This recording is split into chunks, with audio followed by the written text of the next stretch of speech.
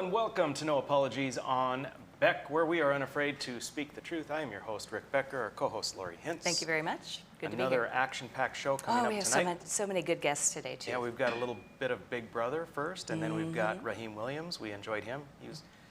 He's not only unafraid to speak the truth, he's unafraid to bust my balls a little bit. Okay, then. Yes, All right. I'm just saying.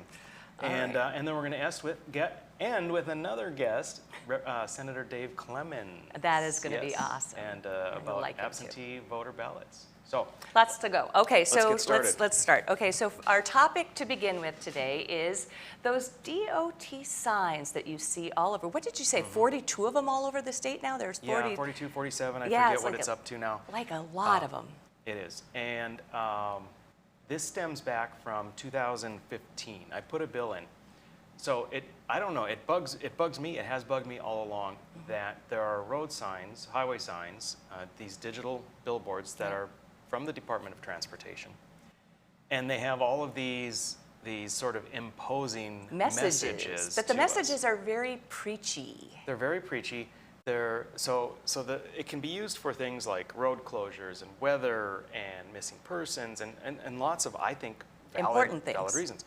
But then they're also constantly barraging us with like statistics. Hey, we're up to 97 deaths, or there's this fatality statistic, that fatality statistic.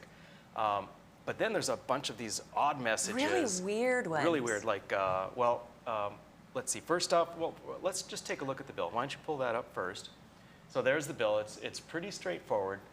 It's a resolution. I called it a bill. I'm sorry. It's a resolution, so it's not an actual law. But what the resolution does is it sends a message to the Department of Transportation saying that we prefer that these signs be used solely for weather-related road conditions, emergency, work zones, and missing persons messages. The only thing that's worrisome about that is that anybody can make anything up about an emergency. I mean, they're going to say, yeah, but the COVID is an emergency. Well, you're right. You're right. They That's the absolutely only could. thing that They I would say. absolutely could. So, but I think we all know what you're talking about when you say an emergency, like a dangerous situation. Yeah, an actual emergency where something pertains to driving to the road, what have you. Right. Now, back in 2015, when I brought this up, what I found when I went and did the testimony, and then the opposing testimony came from the Department of Transportation. And in their testimony, I learned more, which was even more horrifying Oh, no. than what I originally thought. There is a federal social norms program. Social norms program, that's what they call it. That's what they called it in 2015. Wow. And what they're doing is using these highway signs to try and modulate our behavior, right? And so that's why you have all these quirky things, and there's a lot of click it or ticket. With a click it or ticket, even though North Dakota didn't have and still doesn't have a primary seatbelt law, you would see things in a bunch of road signs about seatbelt usage, and it makes you think like, oh, it's a primary offense. I can get ticketed for this. And here you see one of the really weird ones. Turkey says buckle, buckle. Now, maybe that puts a smile on someone's face, and as they go about their merry way. For me, it puts a tear on my cheek because I don't know. I just think it's horrible. I don't want to see that crap, and I don't want the government putting that crap in front of my face. It seems like social engineering. It absolutely And it is. also seems like proselytizing. It is another good vocabulary word You're that welcome. you can use sometime, proselytizing. In addition to Turkey says buckle, buckle, there was one that says buckle up or you'll, Y-U-L-E, you will be sorry. That was for Christmas. So there are a lot of these that they think are So who's making up all very these cutesy. clever little But cutesy most things? of it comes from the federal government. Oh, goody. So, and then what we had most recently was a lot of the mask up. Right. A lot of the North Dakota Restart hashtag groupthink mask up slogans were being fed to us constantly as well. Yeah. And they went from road signs that they're using only on the weekends, Friday, Saturday, Sunday, Right. to now they're using it 7 days a week. So it's just incrementalism, increasing It is. their preachiness. And in 2015, I used, in the resolution, I used the term Orwellian. Well, I took flack for that. People thought I was being, a little. They understand Big Brother a little bit better in 2020 Well, and 2021 now, though, don't they? I would think so. I I would took think so. Orwellian out. Nevertheless, it is clearly obtrusive. government in our lives, if it's fine for the government to be flashing messages to us on the roads, is it really that much of a step for them to be flashing messages to us on sidewalks? Right. It's like, is it Minority Report? I haven't checked if that's the movie, but where you go and there's messages all the time. Right. And so I think that if we have a resolution that says, look, we can keep using these signs, but we're going to use them for necessary things. And we're not going to abide by some federal program in Washington, D.C. that is trying to impose their social norms on us in North Dakota. I think they're better used for things like, for instance, a silver alert or an amber alert or things like that. That to me is an emergency. That's something where somebody who is driving on the road would purposely be able to see that, and it could actually save somebody's life. I just think that makes far more sense. Yes, I agree 100%. Now, this, again, in case you're contacting legislators, is Resolution 3007.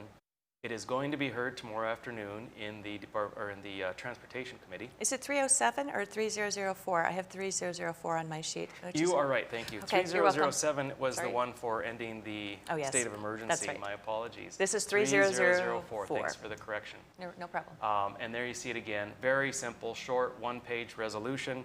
3004 is going to be heard by the Transportation Committee tomorrow. As I understand it, the Department of Transportation is going to give testimony in opposition, asking legislators to vote against it. Why? I It don't would be know. really interesting to hear that testimony at very least for those of you who can watch the video on closed circuit. That might be. Well, the catch-all for doing anything is, well, if we don't do it, we may lose federal funding. So I wouldn't come be on, surprised again? if we, well, it's always the case. Okay. Always Sorry. the case. All right. So that'll be up. I'm hoping that people will see fit. In 2015, it was brand new. Maybe it seemed like I was, being a little bit crazy. But I think with all the Mask Up ND, the 7 days a week, more crazy messages from the federal government, people are going to be more inclined to want to pass it. And we will find out in very short order. I guess so. It just seems like such an abuse of something that is so simple and so useful for motorists to me. And I will tell you, there have been times where I have seen a snarky message on there, and I have, like you talk to your television, I've kind of talked in my car to the sign before too. It's like frustrating. I'm like, really? Seriously? The other thing that's kind of odd is it's a little bit hypocritical because we're always being preached about distracted driving. Right. And I mean, if Turkey says buckle buckle isn't distracting in big flashing digital signs, then I have no idea what is. Right. Yeah. And you've all seen them. Everybody's seen them. I was just shocked when I found out how many there were. I think it probably started with 20 some around the state in different areas. Now there's almost 50 of them. I want to say there's like 40 to 50 of them around. Yes. I remember you saying it one time, and I thought to myself, I couldn't even believe we had that many around the state. Right. So. Yeah, they've doubled in the last few years. So. All right, so next up, we're going to be talking to Raheem. I'm pretty excited. We've got some great topics. Minimum wage. Right. Things that are coming down from on high in the swamp. And then I think we're going to be talking about some of the executive orders and other things that may come from the Biden administration. So stick with us. We'll be right back with Mr. Williams.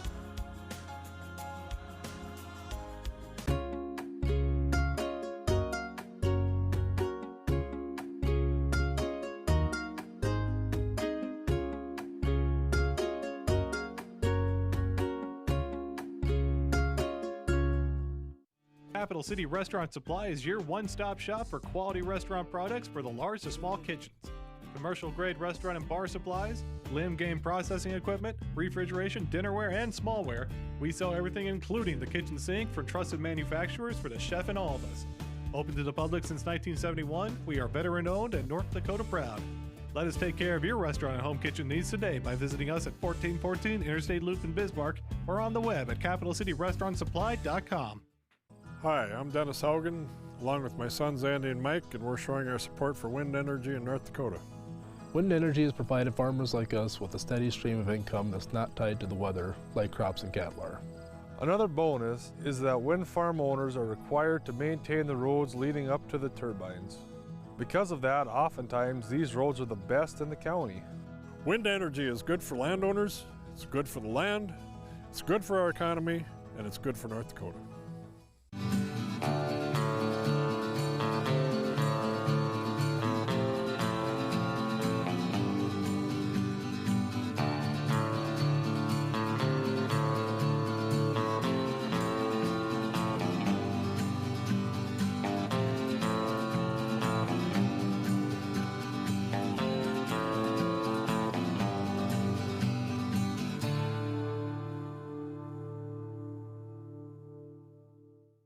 Are you a thrill seeker, sightseer, or day tripper? The Ford Bronco Sport SUV is built for you. Four Bears Casino is giving away a 2021 Ford Bronco Sport loaded with a ton of interior space, safari-style roof, smooth suspension for any terrain, and easy-to-clean surfaces. Qualify now just by playing your favorite slots at Four Bears Casino. Double points on Sundays. Also get in on Super Senior Wednesdays, slot turning Thursdays, and hot seats on Wednesdays and Thursdays. Spin into Four Bears Casino and Lodge for chances to win.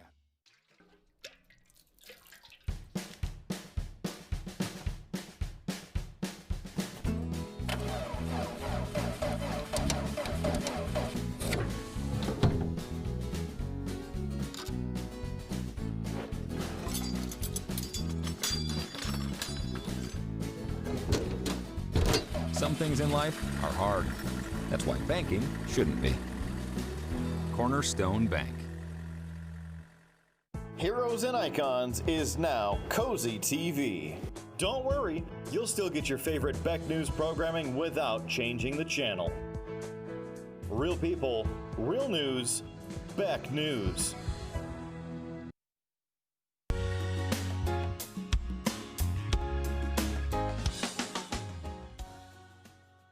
Welcome back to No Apologies on Beck. We are now with our guest, Raheem Williams. Welcome once again. It's a pleasure to be here. We're always happy to have your take on things. Have you again. So tonight we're going to be talking about the new administration and the fallout, as I would put it, thereof, especially in light of the fact that they now have control of both the House and the Senate. So, up first, we're talking about minimum wage. All right. So tell me, what is he? We all feel the same way about that, proposing? What does actually. he want? Does he want the $15 that we hear about? So apparently the administration is pulling for a $15 minimum wage. Now, that makes no sense. A national minimum wage never makes sense. I don't believe minimum wages make sense. They're price controls. You learned this in Intro to Microeconomics, that they don't work. Agreed. But, you know, sometimes people go off, get fancy degrees, make things overly complicated, and then they try to imagine things that aren't there. And that happened with Janet Yellen, who I had deep admiration and respect for right up until her hearing. And she's pushing this foolishness that the minimum wage has like zero disemployment. And this idea goes all the way back to, I believe, a 1994 Alan Kruger, David Carr paper. Is widely cited by the left. But what they omit when they make those citations is Alan Kruger, before his very unfortunate death, he is a world-renowned scholar, he wrote an op-ed in the New York Times saying, whoa, whoa, whoa, whoa. I did not say that increasing the minimum wage that much will have no disemployment effects. Yeah. This apparently was lost to the grains of the sands of time or whatnot. For here we are. Right. So there's ample research on this. For the viewers at home, I'd recommend David Nudmark out of the University of California, Irvine. He's made his entire life's work basically studying minimum wages and also other labor market ideas. And even what's more upsetting is, when you come out against the minimum wage, people accuse you of being against the poor. Right. That's just foolishness. It is. It's absolute foolishness. There are better ways. The minimum wage is inadequate for several reasons. Most poor people struggle to find work and maintain work. And because of that, a lot of those people clearly aren't going to benefit from, A, the disemployment incentives that are presented here. It's 106% increase in the federal minimum wage. So they're not going to benefit at all because they already struggle to keep jobs. Also, a lot of minimum wage earners aren't actually poor people. This gets lost. So like a solid, I believe, around 30% are basically teenagers living at home with mom in middle class homes. And so it's like a lot of the gains aren't going to go to poor people to the extent that they do keep their jobs. So there's all kinds of issues with this, and there's better ways to do it. The Manhattan Institute favors a wage subsidy, which I think is an interesting concept. It basically would eliminate any incentive for disemployment, and it also puts the burden on the taxpayers, who are the ones who decided to do something. I mean, if you're feeling guilty, then pay. And right? Legit. So, I mean, and also there's this myth that the minimum wage or the anti-minimum wage movement is big business. No, Walmart came out in favor of the $15 minimum wage. Amazon came out in favor of I it think years it's ago. small business people who are, it it's going to kill small businesses. My mother just started a business, and she's a small business owner. She does nursing aids, and she is very upset and concerned about this because what it does is it helps her larger competitions, and it makes it almost impossible for her to expand and build her business. Precisely. And she's already told her workers that she has to cut hours, and this is because of my mother lives in Florida, and they voted for the $15 minimum wage, and that's just sad. And the interesting thing about it is I had a conversation with her, and I said, "Come on now. You know you voted for minimum wage hikes before. It's just different now that you're in the business owner." And she was what like, did she say? She was like, "You're right. It's true. It's like all different until you're the small business owner. And then you have to look But her workers aren't going to benefit. And I mean, I can cite off empirical literature. I'm trying to not butcher his name, Marvin Nelson. I'm not sure if he's still in the legislature here in North Dakota, but yeah, we got into it on Facebook. I love educating people on the internet. You know me. And he accused me of spewing ignorant dribble when I told him the minimum wages don't work. So I flooded his page with like 100 empirically reviewed articles because I'm an economist and he's not. Yeah. Subtle. It's like, dude, like, why would I just make that up? Right. It's like, do you think I hate poor people? I grew up in the projects. I don't hate poor people. I work minimum wage. Yep. It doesn't work. So what we're seeing here is terrible ideas that have done absolutely nothing for places like California and New York being nationalized by the Biden administration. Yep. And you're going to see the exact same results. You're going to see a higher cost of living because as much as those people love that Kruger study, and they love to cite it, when he died, they were like, he proved that minimum wages don't have disemployment effect. I was like, that's not what that man said, but okay. Yeah. But he found that at best, the costs get passed on to consumers. So it's like, why is anybody excited about higher cost of living? And that's what you see in California. The cost of living has skyrocketed. Homelessness has skyrocketed. Poverty, cost of living adjusted. California is the poorest state. They have a homeless rate that's almost 40 multiples of Mississippi. This is absolutely embarrassing. Yeah.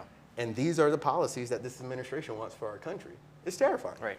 Well, I think it's proven very, very clearly that a higher minimum wage disproportionately disaffects the poor, the young, and minorities. I mean, Chicago has a high minimum wage. What is it, 12, 15, 19? Who's even paying attention anymore? It's like 60% youth unemployment, almost 80% for blacks. It's like the numbers are ridiculous. And guess what? There's like this cause and effect from a social policy standpoint. What age are young men of any race, by the way, most likely to get in legal trouble or commit violent crime? Between 16 and 24.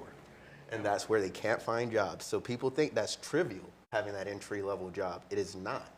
Just the fact that they're not on the streets is a huge plus that you don't see when you be like, oh, the minimum wage is too low, which is a value judgment that nobody should be making because I own my labor and I should be able to sell it on the terms I want. And not only are they without a job and going to be more likely to be involved with, bad things, but they aren't having the opportunity to gain experience so that they can move on. It's not as though they're destined for minimum wage for the rest of their lives. But if they can't even get in because those entry-level jobs are no longer there, how are they going to gain the experience that they can then move up the ladder and become management and become future owners? This hurts them terribly. It's an absolute train wreck of a policy. And then you have the issue that we are a large geographically dispersed nation. The cost of living is not the same in New York City as it is here in North Dakota. And the wage factors in North Dakota aren't the same as they are in rural Texas. Right. It's like all of these things play a role and they all kind of converge. So it's kind of absurd to say, hey, this is the number that works for everyone. Yeah, exactly. It's not going to work for every single state. That's ridiculous, even to think that. And one of the things, too, that this back, I don't know, maybe 2 or 4 years ago, because when I was on, I guess it was 4 years ago, when I was on IBL, every time the Democrats bring a increasing the minimum wage bill.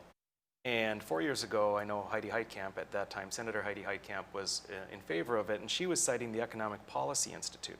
And everyone continues to claim, no, it does not cause disemployment, as you phrase it. But even the Economic Policy Institute says the way to avoid increased unemployment or disemployment are these channels of adjustment. And they include increasing productivity, which means you have to work harder to accomplish the same in fewer hours. You increase pricing, which hurts consumers, which is the workers themselves, and again, disproportionately the poorer. You decrease benefits, so again, you're hurting all of the workers. You compress wages so that when it's time to get raises and advancement, that doesn't occur, and you decrease overall profits, which hurts people's 401ks. So everyone gets hurt by this. And scope matters. Now, I want to be very clear about that. So, like, let's say you take a minimum wage anywhere and you raise it by a penny. Okay, I'll be honest, not really going to make a difference. Sure. That's fair enough to say, right?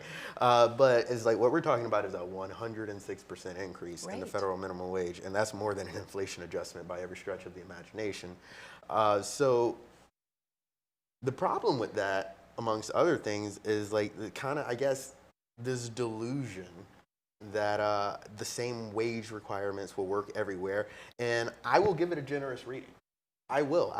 I looked at a study in Germany. Germany went through most of its entire history without a minimum wage. It enacted one in around 2015. They found that there was absolutely no employment or an earnings gain because hours got cut. So it was a wash. Workers didn't make more money or less money. And it had zero effect on poverty. So it's like, what is the point of doing this? And that's consistent throughout the literature. A lot of people get caught on, does it cost jobs, does it not? And I say that's a scope issue. It's like, is it 5% increase, 10, 15, 20, 30? Yep.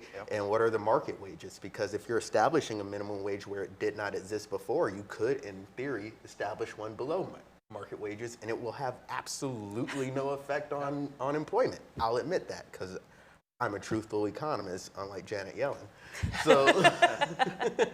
So with that being said, what they found in Germany was, okay, people didn't lose their jobs, but they also didn't get the raises after their hours were cut, and poverty didn't change. So what was the point? Right. And I want to talk to my progressive friends. If you go take a look at your beloved Norway and Sweden, they don't have minimum wages because they understand economics better than you. Yep, exactly. Excellent stuff. It's always good. Which is good choice. Good time to get leave this topic, because we're going to come back with more about. We're going to talk about the Biden administration next time we meet. Stay with us. We'll be right back.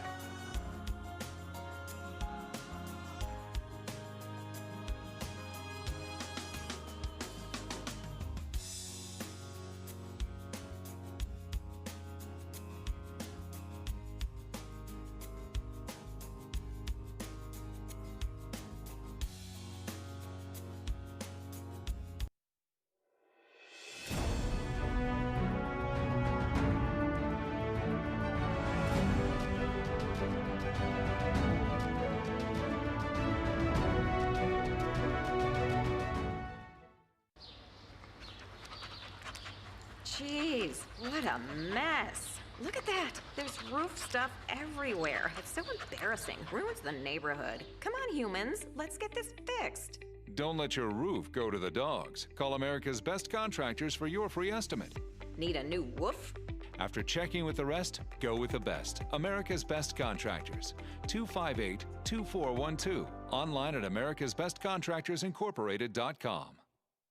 In southwestern and south central North Dakota, on any given day at any given moment, a Dakota Community Bank and Trust customer is logging in or signing on to do their online or mobile banking. We believe that community banking can blend both the past with down-home customer service in-house and the future with modern banking conveniences and technology for our customers anywhere, like here or here, all while honoring our long-standing tradition of community-first oriented banking here at Dakota Community Bank and Trust. My wife was diagnosed with early stage Alzheimer's. We talked about it and we kind of decided we'd be a little bit proactive and try to start making provisions. So we started looking here, and Eventide worked out to be pretty much the perfect answer. I guess I didn't expect it to be so nice. The staff here are terrific. We enjoy it. Beck News brings you real people and real news. every weekday on KNDB, KNDM, and KRDK. Start your evening with the Dr. Duke Show at 4. Take a fresh look at current events with Ladies of Another View at 4:30. Go down the road with Joel at 5:30. Watch No Apologies with Becker at 9. Cap off your night with No Filter with Debbie at 10. Beck News. Real people, real news. The professionals at Superior Glass provide residential and commercial glass installation and repair services in central and western North Dakota. Superior Glass is your source for stained glass projects, mirrors, windows, touchless and automated entry solutions.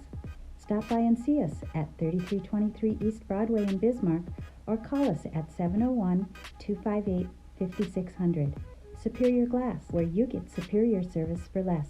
Bye for now.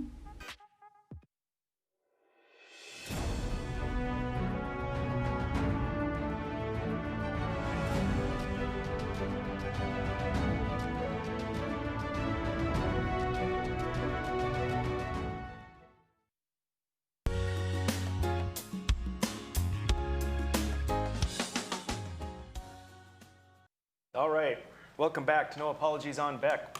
We're sticking with Rahim, and we're done talking about the wonders of the federal minimum wage, and we're going to talk a little bit about the Biden administration, the Biden-Harris administration, and or the Harris-Biden administration. Harris-Biden? Is that Who what it knows? is? He said it, so I'm just saying. Okay. He seems a bit senile to me, but. So he has come out with several executive orders, and sometime we have to run a clip. Let me just ask you a little sidebar. Do you recall or have you seen the Saturday Night Live skit of how a bill is made? You know, the old PBS. Oh, yeah. He's like, on, I'm just a bill. Hill. I'm just a bill. Right? That's Schoolhouse Rock, right? Right. Schoolhouse Rock, bingo. Did you see the one where Obama came in with the executive order and the executive order beat the crap out of the bill? Anyway, we're going to have to play that, folks. That is. I think I saw that. Google, well, don't Google it. Duck, duck. Go it. Duck, duck, go it. All right. Joe Biden has a slew of executive orders because all the presidents in these last many years love executive orders. They include many, many things. I'm going to run through a list and then we're going to hone in on a couple with Rahim. He is going to re-engage with the World Health Organization and end the process of withdrawal. I think that's unfortunate. Rejoin the Paris Climate Agreement. Bad news. Revoke the permit for the Keystone XL pipeline. Very bad news. Pause leasing on energy in Anwar. Launch an initiative to advance racial equity and end the 1776 Commission. Bad. Revoke an order that claims to exclude aims to exclude undocumented immigrants from the census. So Trump did not want undocumented, meaning illegal aliens, effectively to be counted as citizens in the census. Joe Biden's going to turn that around. Biden is going to now require masks and distancing on all federal property, an immediate stop to construction of the border wall, big vaccination campaign, 100 million vaccinated in 100 days, require face masks at airports. It goes on and on and on. But there are a couple that I think disproportionately affect North Dakota. They would include the Keystone XL pipeline and the Paris Climate Agreement. Rahim, you want to hit a couple of those, do you think? So, like I was telling you before, we're seeing this California policy go national, and it's going to be a disaster because this is the same thing they've done to their energy sector. California has oil, they just won't let them take it out the ground, and that's why. And they tax the crap out of it, and it's regressive, and it hurts poor people. He's obviously following in that ideology. I mean, if you recall, Obama on his way out wanted a $10 a barrel tax on oil. That's obviously he was laughed out the door correctly. And as far as this pipeline, what is that about? That's the energy infrastructure we need to get our oil to market, the oil that the market wants. And I don't care if you're a bleeding heart environmentalist, unless you're driving electric already, cut it out. You're part of the problem. So the energy we want, because oil companies are somehow evil because we like to drive, and make it more expensive. Now that hurts North Dakota, and even the Canadian Prime Minister, Beta Boy Therideau, I don't know how to pronounce it. Thoreau. Justin. Justin Thoreau. Justin, right? Trudeau. You remember, Trudeau is like Trudeau. Jennifer Aniston's old boyfriend. Okay. Well, I don't know how to pronounce it. It don't really matter. It doesn't. No, but Biden really disappointed the Canadians, didn't they? Oh, yes, he did. Yes.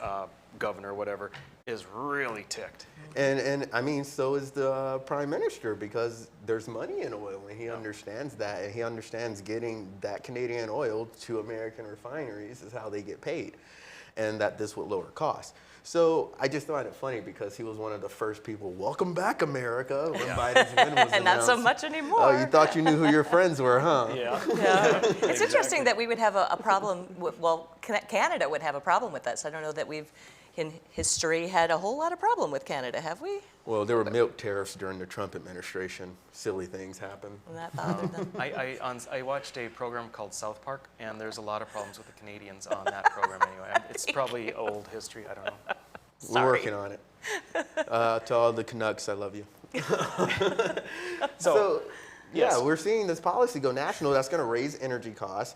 That's going to be regressive. It's going to disproportionately hurt the poor. It's obviously going to disproportionately hurt states that did not vote for him. And I wonder if that was part of the motivation, like screw those people. Yeah. So he's not governing like he wants a united country, that's for sure, right off the bat. And like, again, this is like the trend that you're going to see moving forward. And it goes back to the Paris Climate Accord. Now, I've actually moved left on environmental issues. I'm not some pure bleeding heart libertarian. I consider myself more conservative. I understand the issue. I believe climate science. But the Paris Climate Accord is trash. It is a trash deal. We're sending billions of dollars to tinfoil hat third world dictators to pretend to lower their carbon emissions. And we're gonna, like, I guess we're supposed to feel good about ourselves because it's for green energy or whatever. Yeah. It's like, if you want to lower carbon emissions, I do find that an admirable goal, I do. But at the same time, I don't understand why we're signing up for a scam to do it. America can lead the way in other ways, in my opinion. There are better policy initiatives to do this, but he doesn't care about good policy because $15 minimum wage, regressive energy policy, it's a theme here. Right. He's trying to govern to a California audience, and I made the joke earlier, and I said, well, after watching the first few days of the Biden administration, we all live in California now. That's it's all probably true. That aspect of just not having the, I guess, awareness of how it's going to, again, we're giving them the benefit of the doubt that it's not intentional, but not having the awareness of the appreciation of how it's going to significantly adversely affect such a significant part of the country is just really I'm not sure astounding. I want to give him the benefit of the doubt. I think he's a skilled politician trying to do whatever the hell the polling tells him with his base. I don't think the moderate Joe Biden, how do you say this, the guy who spent 47 years, we're working on 53 in D.C., I don't think he's policy inept. There's no way he's unaware of these. I mean, he's from Delaware. I'm pretty sure that's one of the tax havens in this country. It's like they don't do energy that way in Delaware. They don't do things like that. It's one of the better ran blue states. So it's like, who is this? The Harris effect? Are we already seeing the progressive caucus around him pushing him, leaning in on him? And it looks that way because I was promised a moderate, and it seemed like that guy died real quick. Yeah, absolutely. Do you think this is going to, does this foretell of a situation with Dakota Access Pipeline? I think everybody in this region, in this country, should be prepared to see more of this. I mean, elections have consequences. He won, so he has both chambers and the support. And apparently, if you believe the election results, thank you for saying that. If you believe, I was over here. He has the backing of the people. So the real question is, what do you do? I personally, I'm going to drink a little more of this. I'm going to pray when I'm sober, and then I'm going to say I told you so when it ends bad. All right.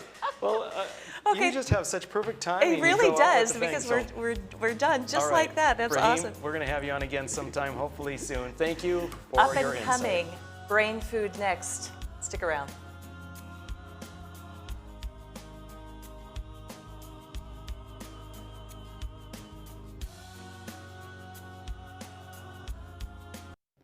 Howdy, folks. It's a Caroline Cafe. I reckon it's time you're due for a hearty meal. So saddle up for the day with one of our Hey Boston breakfast homemade soups. Fill your grill at our salad bar. Sink your teeth into our famous Caroline burger and barbecue ribs.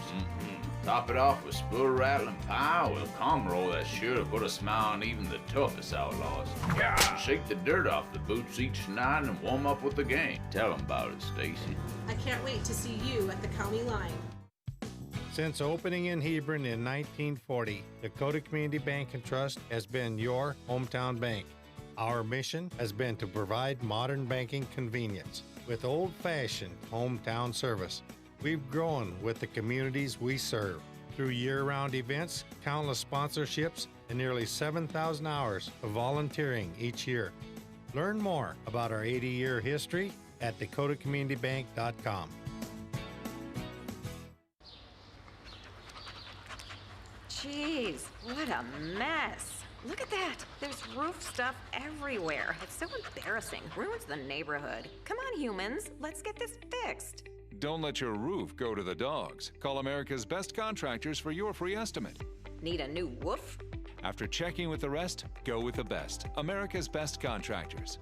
258-2412. Online at americasbestcontractorsincorporated.com. For the greatest selection and full menu offering, it's the Four Seasons Restaurant and Ice Cream Parlor in Garrison. Succulent sandwiches, big breakfasts served all day, and delicious desserts. Easy access in and out for campers and RVs. The Four Seasons Restaurant at the top of Main Street, Garrison.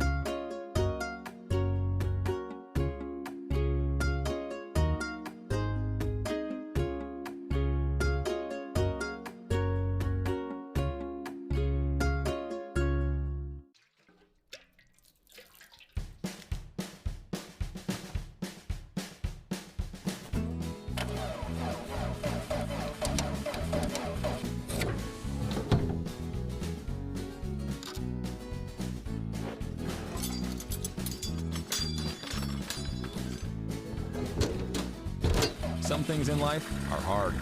That's why banking shouldn't be. Cornerstone Bank.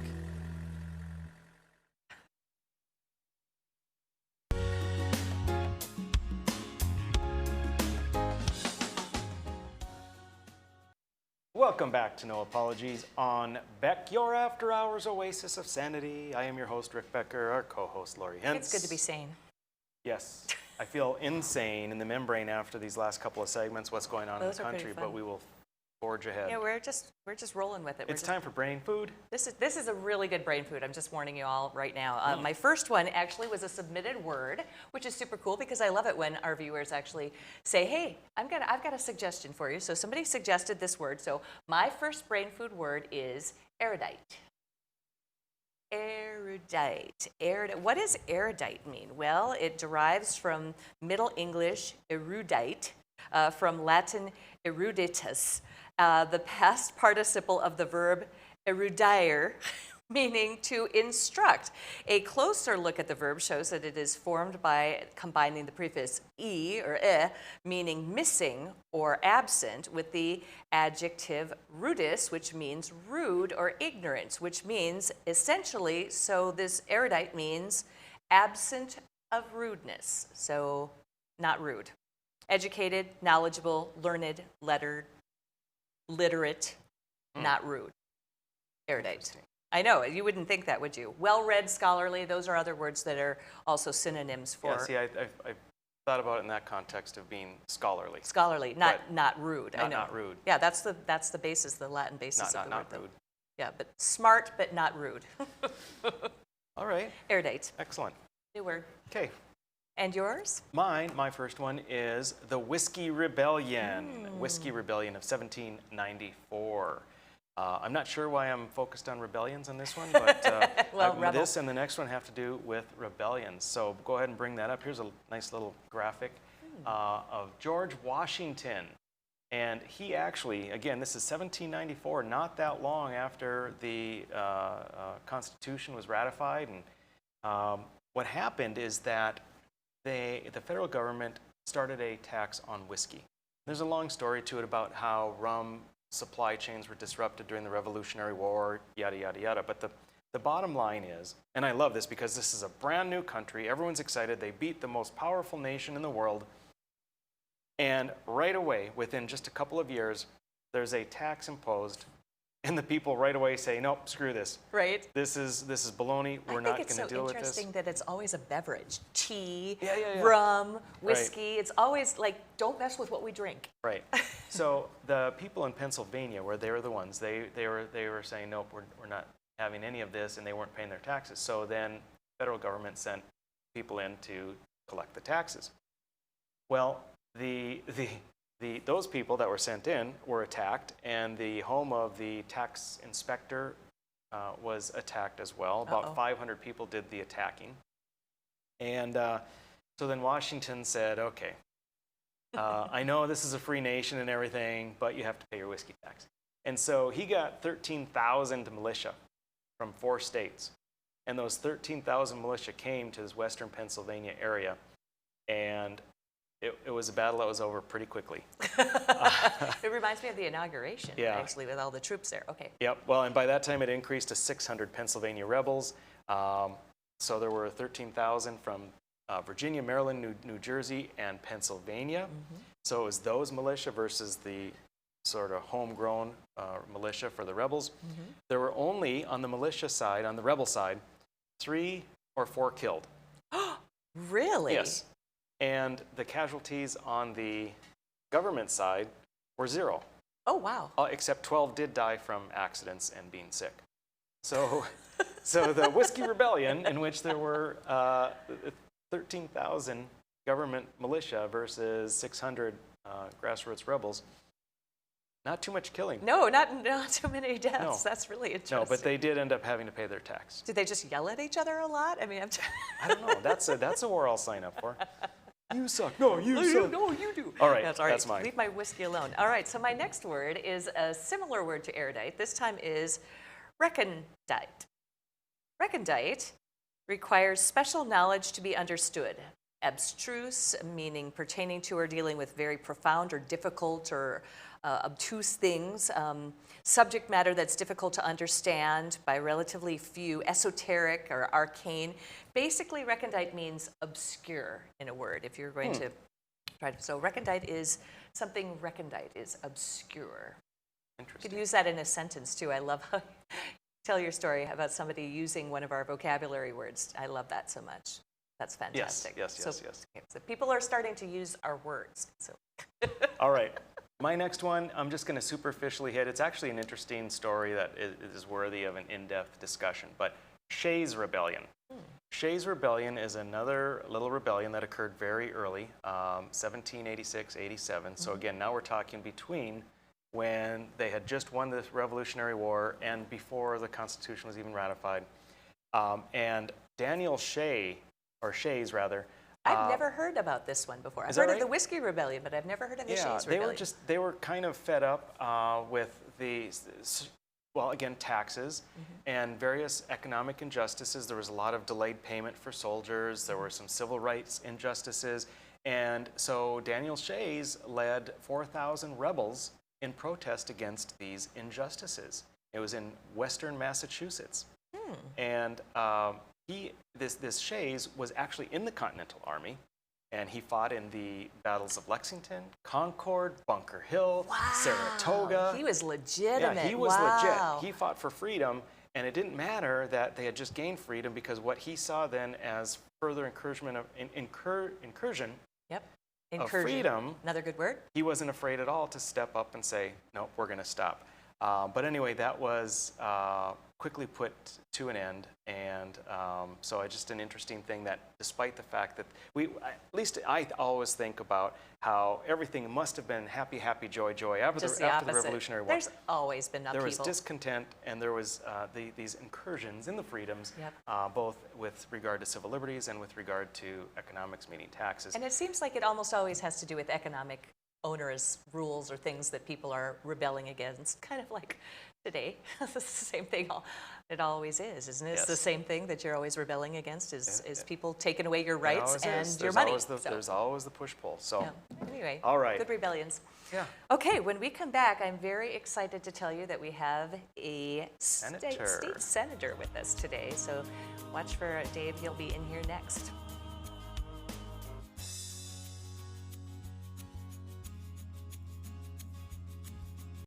Howdy, folks. It's a Caroline Cafe. I reckon it's time you're due for a hearty meal. So saddle up for the day with one of our Hey Bossin' breakfast homemade soups. Fill your grill at our salad bar. Sink your teeth into our famous Caroline burger and barbecue ribs. Top it off with spur rattling pie with a calm roll that's sure to put a smile on even the toughest outlaws. Shake the dirt off the boots each night and warm up with the gang. Tell them about it, Stacy. I can't wait to see you at the county line. Hi, I'm Dennis Haugen, along with my sons Andy and Mike, and we're showing our support for wind energy in North Dakota. Wind energy has provided farmers like us with a steady stream of income that's not tied to the weather like crops and cattle are.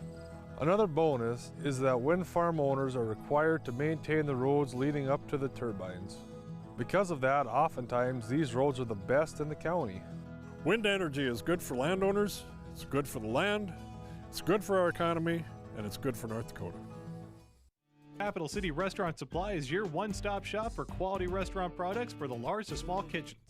Commercial-grade restaurant and bar supplies, limb game processing equipment, refrigeration, dinnerware, and smallware. We sell everything including the kitchen sink for trusted manufacturers for the chef and all of us. Open to the public since 1971, we are veteran-owned and North Dakota proud. Let us take care of your restaurant and home kitchen needs today by visiting us at 1414 Interstate Loop in Bismarck or on the web at capitalcityrestaurantsupply.com.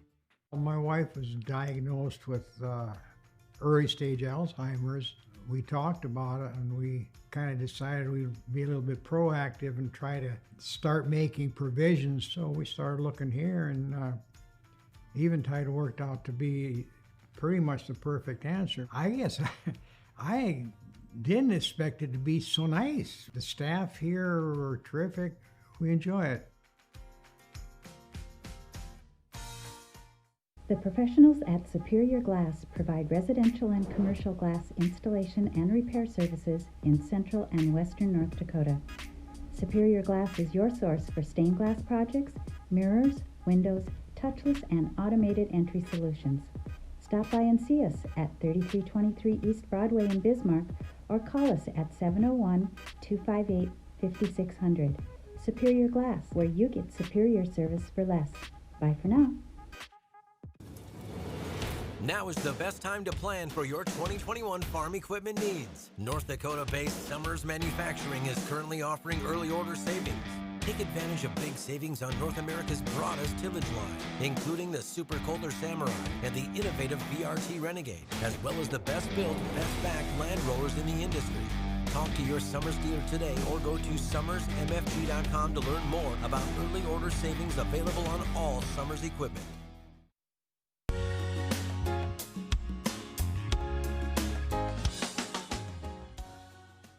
Welcome back to No Apologies on Beck. I am honored to have State Senator Dave Clemens. You're from West Fargo, right? Correct. District 16. Now, before we get into some of the bills that you have, I did want to bring up, we were talking about some of the previous conflicts that the United States has had with Canada. I do think that we have a couple of photos here from those military conflicts. Bring those up. Oh, I don't know what that is. There you go. Whoa. Oh yeah, there's some of the wounded Canadians. And I don't, oh, and yes, there's a, all right. And so the Canadian military, I think that was probably at the time that a peace deal was struck between the United States and Canada. I'm not sure. Thanks for that. Okay, a little levity here, Dave. Sorry. So Now, you're going to have to set me straight because I have you down for a bill that I was thinking you're going to be hearing in committee tomorrow, but it sounds like it already was heard and did not pass the Senate. What do you have coming up? Because in my head, I messed that up, I guess. Actually, you're correct. Oh. The one, 2160 is coming up tomorrow. Okay. There was another election bill, Okay. Absentee ballot, that was heard today. Okay. So that was the one I was thinking of, but you're correct on the 2160. Okay, so why don't you go ahead and tell our viewers about 2160. That's the one I'm thinking of and aware of. Yeah. That's going to be heard in committee tomorrow. Correct. And then it'd be nice, I'd like to know which one was heard today that was defeated and how they compare. So go ahead with 2160. Okay, 2160 that is coming up tomorrow. What that bill does, it takes out that section of the statute that would give you the option, to check that box. A lot of people were confused on that, including myself. Me too. I was too. I was like, I don't understand that. It's yep. Takes that section out and just leaves that, and which meant that you would be asking for an absentee ballot for the next one, right? Entire calendar year. Right. What my bill does is takes that part out and just leaves it. You request a ballot, absentee ballot, Far for simpler. the next coming election. Yeah. Good, Well, good idea. the way I read it, that was a huge part because you have to request it. Right. Right now, nobody has to request it. The ballot's just sent out, right? Right. But the way your bill changes it is that the military that are overseas would still receive ballots without requesting them. Correct. Right? I did not want to restrict the military or the people overseas. Yeah, and I think that's brilliant. So then everyone else, if you want to vote by absentee, fantastic, do it. But go ahead and just put in your request to get the ballot. I mean, I think that seems very Logical. reasonable. What do you see as the reception to this one? I don't know. I don't really have a feel for it. One thing I can say is that it seems like, and I think it's unfortunate, the public is hesitant to really start reforming or changing things with elections. Really? And it seems like what was brought up today was, on the other bill was, well, maybe we shouldn't, maybe we should be more lenient and stuff, even though, we're depriving our citizens of their constitutional right to vote through an executive order. No, I'm not saying executive orders are legal. That authority is also given in our statutes, but I just would like to see people more concerned about our real basic rights. And another thing I mentioned in a hearing earlier was these bills that I'm writing are not looking back at the past, not just working for the present, but maybe paving the way for the future, because I think we have a lot of tough times coming. We better have some things in order. I agree. I think that's I thought election very good. reform was on everybody's mind. Maybe it's just me. I'm thinking that is so vital and so important. We need to make sure that we have a fair and transparent election system. And we do well in North Dakota. We have a little different than the Dominion machines here, so that's something. But we had an unusual amount of absentee and paper ballots this year because of COVID. So I would think that people would be wanting to. I'm surprised that people are ambivalent. Now, I'm taking that from that hearing that we had today, and what that election bill did was it inserted another limitation into that list that's under the emergency services, part 37-17, where the executive orders or the orders of the governor cannot limit the current statutes pertaining to elections. Oh. And that failed. And it failed? It failed. It only got about 7 votes, and people thought that That's it was the Senate. in the committee. They thought that it's too rigid. You're not leaving any room for an emergency where we got to change something. Well, I try to make a point, but so that's where I'm coming with that comment. Wow. Yeah. Okay, I can see where Well, and that's interesting, and that's what we are trying to repeat and reinforce to our audience, the importance of engaging and contacting your legislators, because as you said, Dave, the perception may be that the voters aren't asking for this. They're not concerned about it. But it could be that they are very concerned about it, but didn't see the need to contact their legislators because they would have thought that a Republican supermajority in the Senate and the House would have seen the wisdom in a bill like this and passed it without any concern. So anyway, what it comes down to is contact your legislators. And I have to say, it's really hard in the public. You can't know. There's going to be like 1,000 bills or whatever.